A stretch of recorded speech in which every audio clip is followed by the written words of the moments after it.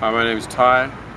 I'm a hip-hop artist, enthusiast, stroke, motivational member of the hip-hop community in Europe.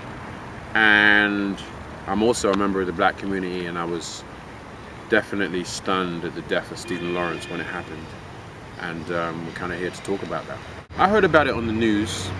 I heard about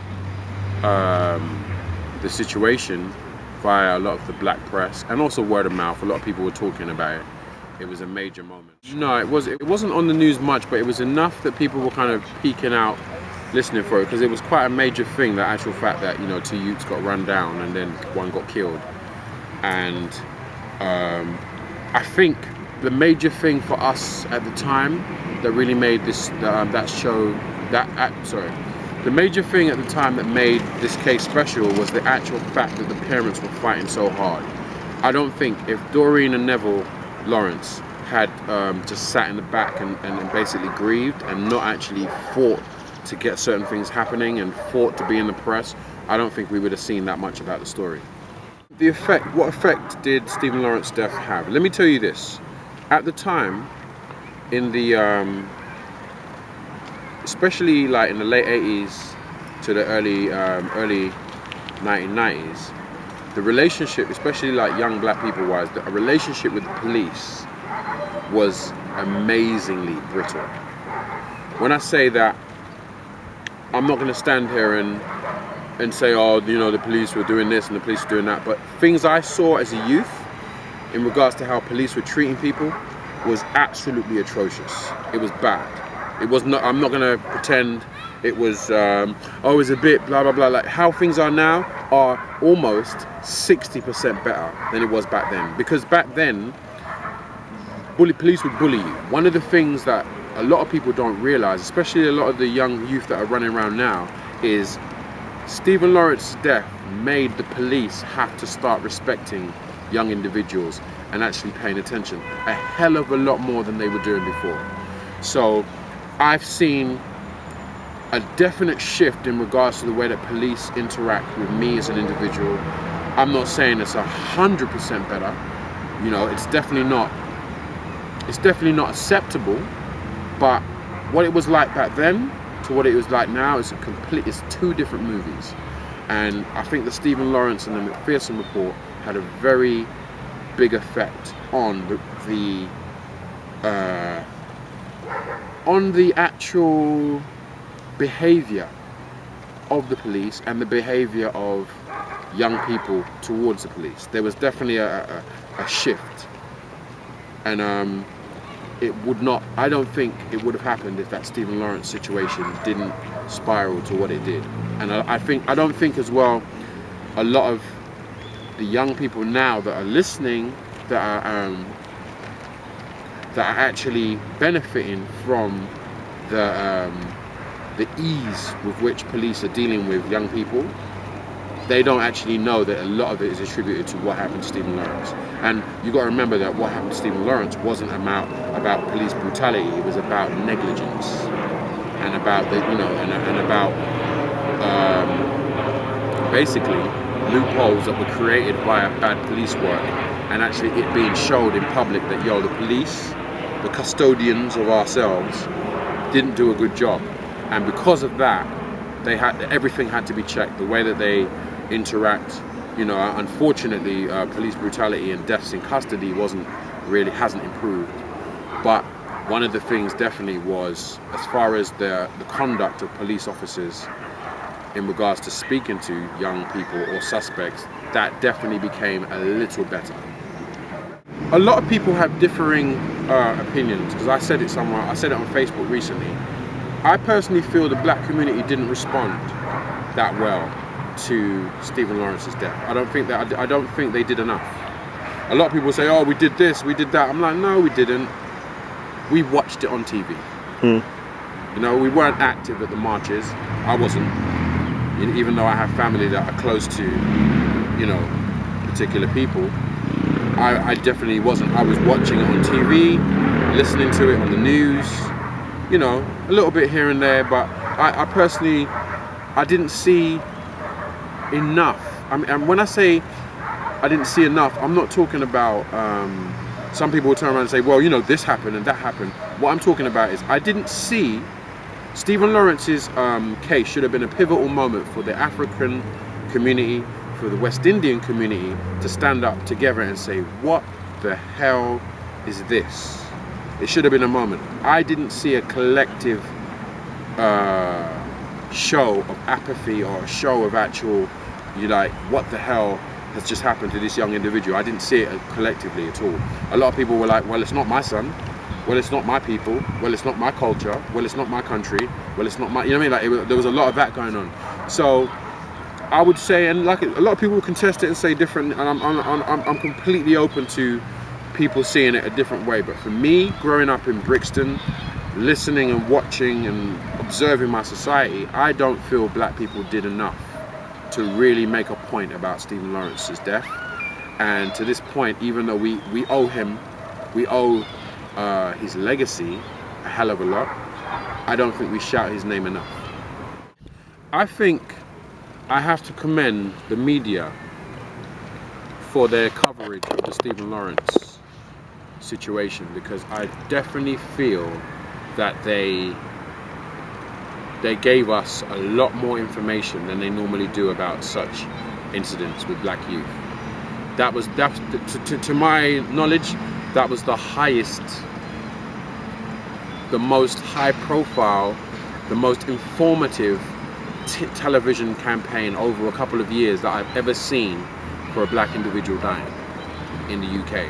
So Cherry Gross, Joy Gardner, all of those things that happened, which were slightly different situations. I felt that the Stephen Lawrence situation was almost a poster child for the media really telling the whole of England what happened with this child. I felt like the media did not. They didn't do a stellar job, but I have to commend them, because I definitely have never seen more coverage for anything than that in regards to a story and something that the public are following about someone dying in the community. I mean, it's still happening, you know, stuff is going on. There's definitely a change. The thing that we have to bear in mind is the English society is a particular way. It's very subtle. It's not, American culture is a little bit more like, yo, we got an issue, we're not doing this, you shouldn't do this, you shouldn't do that, we're not supporting that. The UK doesn't say it. The UK doesn't say that they've got a problem with people of different colours. They just have got a problem, and if they can legally get around not talking about it, they'll do that. So as far as the relations, I feel that we've still got a long way to go. I feel that the problem that we have right now, as far as in the UK, as far as race relations, is institutional. So people are doing what they're doing. Some people are never going to accept Asians or blacks or white. Some people are just never going to accept, which is fine. The problem is when you have institutional racism that kind of backs up the idea that certain things should happen. On the other hand, I feel that there is definitely a clearer oneness in regards to our generation of young people, our generation down. So my generation down, as far as black, white, Asian, Iranian, there is definitely a clearer solidarity and affinity within these age groups than there is the parent groups. There's definitely a wider acceptance of people being human and checking people's humanity rather than where you come from or what your surname. From, I'd say, a little higher than my generation down, it's a bit better. It's a lot better. There's definitely a clearer kind of conscience of understanding that there are good people in all races, there are bad people in all races. That's more clearer now in the UK. Stephen Lawrence though, for me, pivotal moment. Pivotal moment for any youth, any man that is growing up in a system where the police can sometimes be a threat or sometimes be something you're not aware of as a man and a woman. The Stephen Lawrence situation, I feel, has had an effect on the conduct of policemen and the relationship between normal citizens and policemen, definitely a pivotal moment for the UK. And I personally feel Stephen Lawrence's sad legacy needs to be really held in higher regard for what it's done, because it forced the institutions to recognize that one of their institutions was biased, and it was illegal to actually not care enough about particular groups of people. It forced that into the open, and for that, Stephen Lawrence and the Lawrence family, we are eternally grateful. I'd just like to say, on behalf of myself, I can't speak for much other people, but on behalf of myself, I would like to thank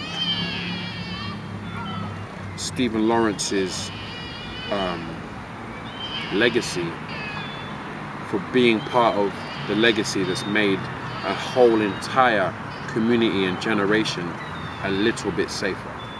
I would like to thank the family for fighting, and and the media for actually showing us that situation, because for me that was a very pivotal moment in my life where I understood that I could die going outside, and I also understood that, wow, police are not necessarily always on my side in regards to my safety. So, you know, a lot of people had to kind of adjust their vision or their sight accordingly, knowing that this is real. I'm seeing this for the first time, that this is real. This is really, you know, I could be a statistic out here. So I'd like to thank the legacy of Stephen Lawrence for I'm really sorry that it happened to you. I'm definitely not thanking you for dying, but I'd like to thank the legacy of the parents fighting for being one of the most pivotal moments of me seeing a black family fight for justice in any part of the world. You know, some people talk about Martin Luther and, you know, Malcolm X or you know, or all of the Rosa Parks. That was our moment, and that's what I'd like everybody in the world to understand. If you don't understand this, the Stephen Lawrence moment was a Rosa Parks, Malcolm X, Martin Luther moment for us, in regards to us understanding the fight that we have to fight to be treated as equals in this particular country. So I would like to pay respect to the legacy.